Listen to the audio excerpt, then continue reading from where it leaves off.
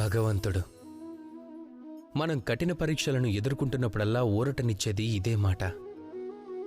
అందరూ గుడికి వెళ్తారు, భగవంతుడికి పూజలు చేస్తారు, స్తోత్రాలు పఠిస్తారు, దైవాన్ని కీర్తిస్తారు. అక్కడుండే గంటను వాయిస్తారు, తమ ప్రార్థనలను గుర్తు చేస్తారు. ఆ తర్వాత ఆరంభమయ్యేదే అసలైన తపన. భగవంతుడా, నాకు మాత్రమే ఇలా ఎందుకు జరుగుతుంది? నా జీవితంలోనే ఇంత దుఃఖం ఎందుకుంది? నేను వీటిని ఎలా ఎదిరించగలను? నేను మాత్రమే ఇన్నేసి బాధల్ని ఎందుకు అనుభవించాల్సి వస్తుంది? దేవుడా, నాకు సహాయం చేయి, తగిన మార్గం చూపించు.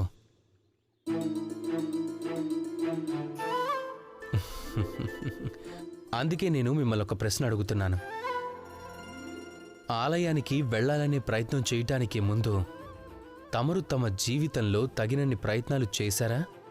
ఆ సమస్యని దూరం చేయటానికి జాగ్రత్తలు తీసుకున్నారా? మరొక ప్రశ్న, భగవంతుడికి గుర్తు చేసే ముందు మిమ్మల్ని మీరు జాగృతం చేసుకోవాలి. తమరు పూర్తిగా మెలకువ వ్యవహరించారా?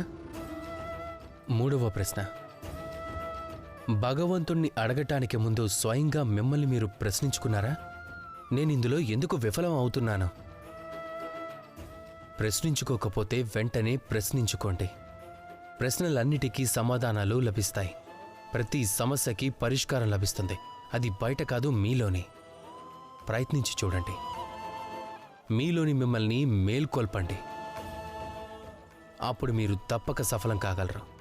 ఎందుకంటే ఆ పరమాత్మ, ఆ పరమేశ్వరుడు, ఆ పరబ్రహ్మ మీ మనసులోనే కొలువై ఉంటాడు. రాధా కృష్ణ.